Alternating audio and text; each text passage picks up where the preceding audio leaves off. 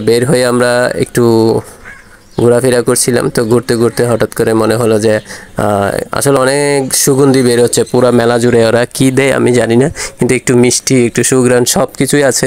তো ওই আকর্ষণে দেখা যাচ্ছে অনেকে খাচ্ছে।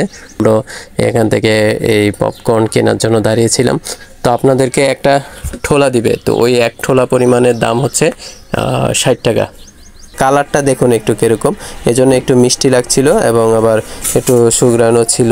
তো এই জন্য কিছু জায়গা আছে যেখানে একটু গাছ লাগাইছে চারদিকে ওয়ালের মতো করে, তো সবাই দেখা যাচ্ছে ওইখানে বিশ্রাম নিচ্ছে। তো আমরা ওইখানে জায়গাটায় গিয়ে বসলাম বলতে ওরা দুজন বসছে, আমি দাঁড়িয়েই ছিলাম। তো ওইখানে দাঁড়িয়ে আমরা পপকর্নটা পুরোটা শেষ করলাম।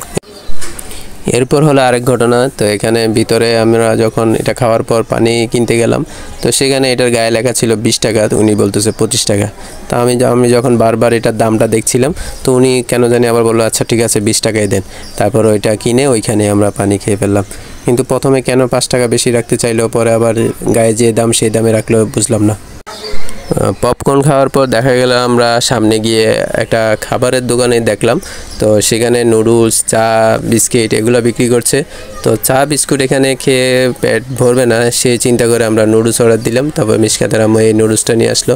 তো এই সিলভার ফয়েলের যে বাটিটা, এটার মধ্যে যেগুলো দিয়েছে এখানে, এটার দাম হচ্ছে 30 টাকা। তো আমরা একটা অর্ডার দিয়েছিলাম, তো একটা থেকে আমরা একটু শেয়ার করে খাওয়া দাওয়া করছিলাম এটার থেকেই। তো পরে নাড়াচাড়া করে দেখি যে মানে পরিমাণটা এরকম যে আপনি ওই 15-16 টাকার দামের একটা নুডলস যে বাসায় বানাবেন সেটার পরিমাণেই। তবে বাণিজ্য মেলা টাকা একটু বেশি নিবে, একটু স্বাভাবিক, ওইটা চিন্তা করে এটা নিয়ে আর এত মাথা ঘামালাম না।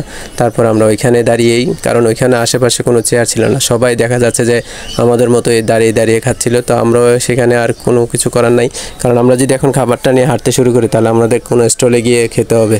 তাই এইখানে দাঁড়িয়ে খাবারটা শেষ করলাম। তো আমাদের খাওয়া শেষ হতে হতে দেখি যে মিনিট খানিকের মধ্যে এখানে যারা মানে কাস্টমার ছিল, খাচ্ছিল, দাঁড়ায় কিনছিল, তারা কেউ নাই, শুধুমাত্র আমরাই দাঁড়িয়েছিলাম। তো আমাদেরও প্রায় তখন মাত্র শেষ হওয়ার পথে।